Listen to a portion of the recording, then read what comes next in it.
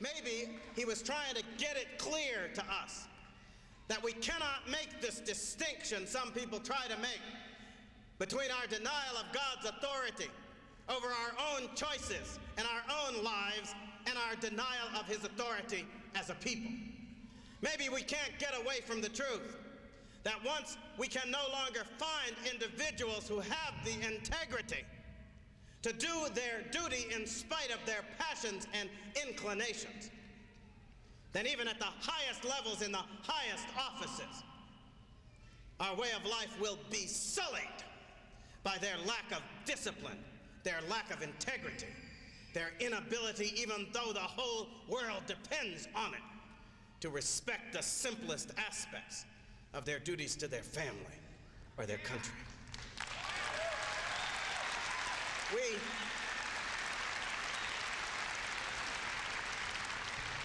We have been through a crisis that ought to have driven that point home with the greatest clarity. And yet I wonder if we still don't want to look at it, because I've noticed in the course of this campaign, I'm wondering how we expect. Now here I'm speaking of we as Republicans. Any Republicans here tonight? No, I always ask that question because my audience usually has a pretty good mix. So right now I want to speak to Republicans.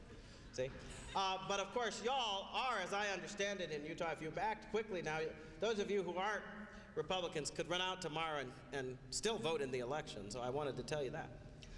But I want to talk to those, though, who are going to be thinking through, trying to make this choice or help make it on behalf of the Republican Party, because I've been deeply intrigued at the thought that we haven't learned the lesson of the last couple of years. Here we had the most egregious failure of moral stewardship in the nation's history.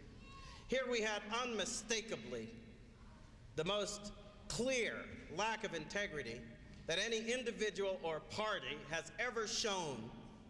We go through it for 2 years, and at the end of it, everybody's still sitting there when the smoke clears, marveling that he's sitting there in the Oval Office and marveling, well, how come the polls don't show this, and how come people are still giving him approval in all of this?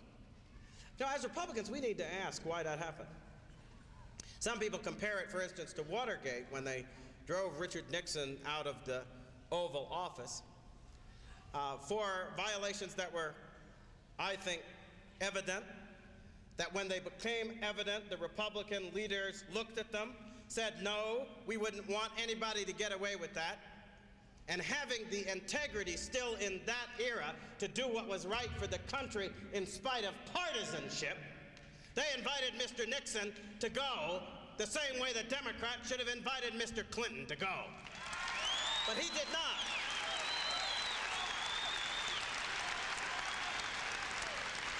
And I suppose all the while this was going on, the Democrats were just sitting on the sidelines twiddling their thumbs and silently letting the thing go by, right? And making sure that in the Senate, for instance, nothing would come out, and in the hearings, nothing would come out. That's what our leaders did. The Republican leaders in Washington, the ones who didn't have the courage to stand day in and day out to call this man to account, to call this nation back to its right principles of conscience. I've got to tell you, you want to point the finger at blame, point it at the Democrats, point it at Clinton, but you'd better point it as well to the feckless, half-hearted, unprincipled Republican leaders who refuse to drive the point home. And that's relevant. And if you ask, why would I go point that out? I'll point it out because in the same way we couldn't count on the media or anybody else to drive home the truth during the impeachment crisis, you'd better not count on them or anybody else to drive home the truth in the fall election.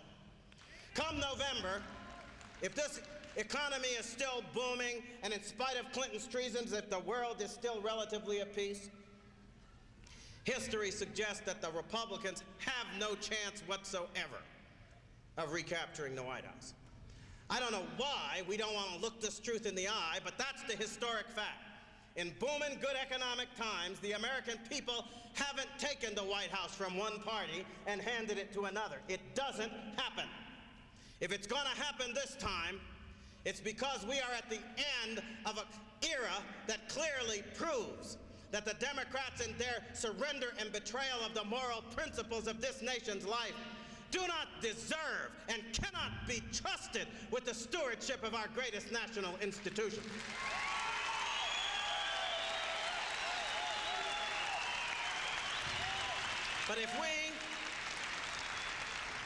But if we want the American people to understand that, if we want them to go into that voting booth, and even in the midst of booming times in a world at peace, vote for what's right for America, then we had better be prepared to do what those Republican leaders were not. And every day, day in, day out, that is required, present to the American people the challenge of our moral crisis and the truth that if we do not return now to the great principle that ought to shape our heart and conscience, this republic will be no more.